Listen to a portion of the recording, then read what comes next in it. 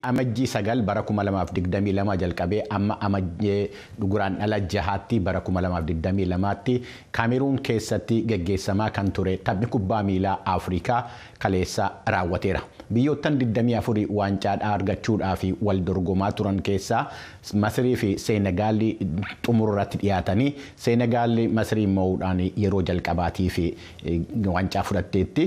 Tapha kana irratti tapha yeroo marsaa 33ffaa geggeeffame kana irratti xiinxaluudhaaf keessummaa qabna. Keessummaan keenya har'aa xiinxalaa ispoortii beekamaa Eebbisaa Nageessaati. Eebbisaan biyya Siwiidin jiraata. Biyyi tapha kana moote Seenegaal waancaa kana argachuun iseef mala moo argachuu qabdi waan jedhurraa kana gara Eebbisaatti dabarsa.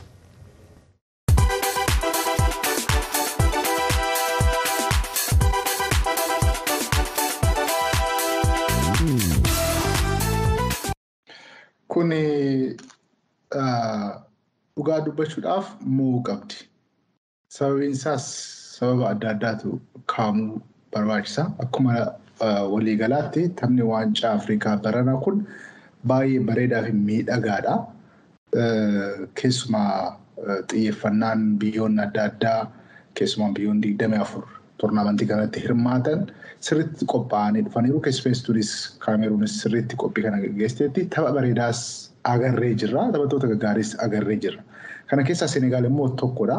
Akkuma beekamu Seenegaal yeroo lama waancaa Afrikaatiif xumuraatiif qaqqabdee otoo milkaa'ina hafteetti yeroo jalqabaas akkuma beekamu leenjisaan Seenegaal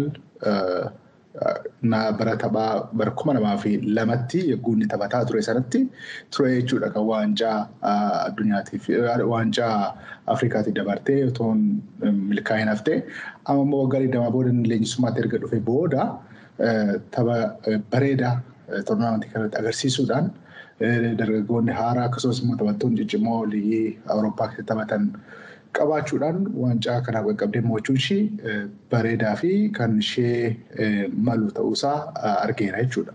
Isa dhugaa dubbachuudhaaf gareen biyyoolessaa biyyoota 24 toornaamentii waancaa Afrikaa 33 irratti hirmaatan baay'een isaanii tapha gaarii agarsiisuun bira darbee addunyaaf illee taphattoota ciccimoo toornaamentiin kun yookaan immoo aardiin Afrikaan kun irra caalatti oomishaa jiraachuus kan agarsiisu arginee jira jechuudha. Baay'een isaanii liigii biyya keessaa yookaan immoo Afrikaan beesd kan ta'e keessattidha kan taphatanii.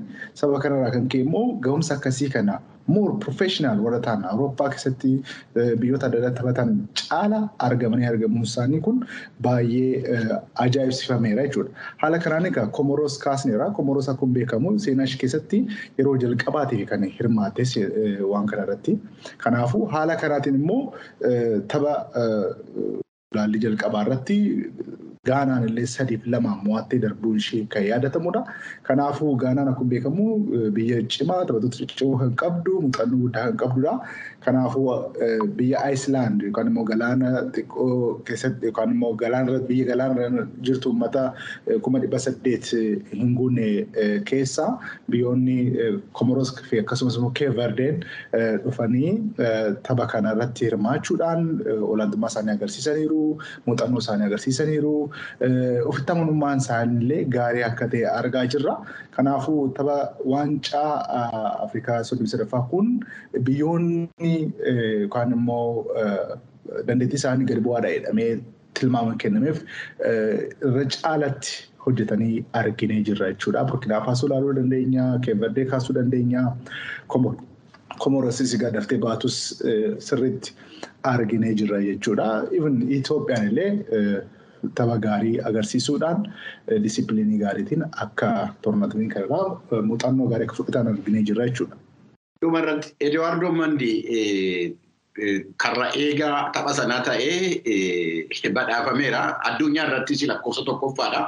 Garuu akka kootti isa moo karra eegaa Masirtuu badhaafamuu qaba ture jettee yaadda akka keetti?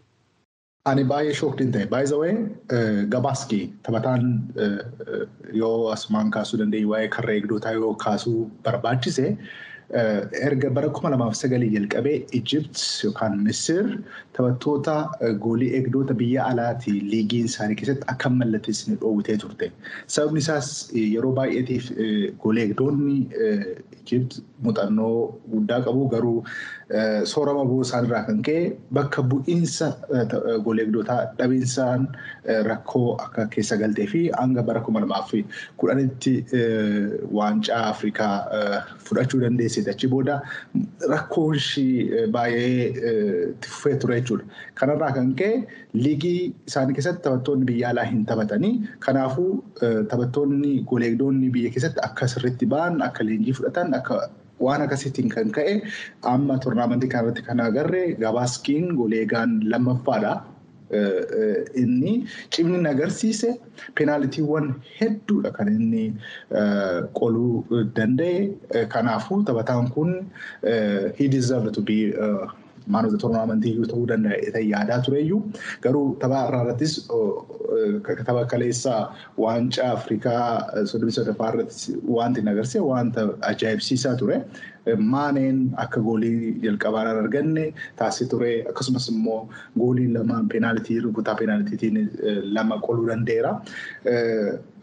Honestly speaking, Gabaaski he deserve more, but egaa akka hundumatti ilaallu immoo Mendiin muuxannoo Awurooppaa irratti qabu, kilaba Chelsea wajjin qabu waan gaarii ta'uu isaarraa kan ka'e man of the tournament ta'eera jechaadha kan goolii egaa kun beekamu ji'a 9 keessatti tapha xumuraa waancaa 4 irratti qaqqabuu danda'eera Mendiin jechuudha.